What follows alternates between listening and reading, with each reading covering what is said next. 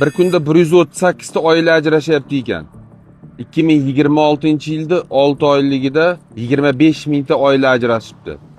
Buni sababi nima deb o'ylayman? Sababi telefon, mana shu telefon. Telefonda erkak kishining telefoni piyozga o'xshaydi-da, ayollar titkilamash kerak umuman. Ayollarni o'zlari ham ko'proq internetga kirib qolib, boshqalarning hayotini ko'rib havas qilib ketyapti-da. Internetdagi gaplar yolg'on o'rtoqlar. Bir kunda 24 soat bo'lsa 3 minut video uchun hamma o'zini yaxshi qilib ko'rsatib beradi hayotini. Bunga ishonmanglar. Keyingi sabab o'sha gap yana spa salonlar ko'payib ketdi. Ko'p ajrashmoqchi bo'lib turganlar keyingi hayotimda o'sha yerda davom etaman deb o'ylaydi-da, xato qilasizlar.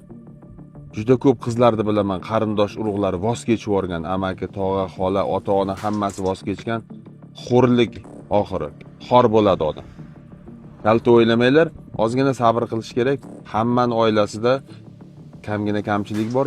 Erlaringni hech qachon birovlarning eri bilan solishtirmanglar. Eng katta xato mana shu yerda bo'ladi. Erlaringda bor yaxshi xususiyatlarini ko'rib xursand bo'lib yuringlar, baxtli bo'linglar.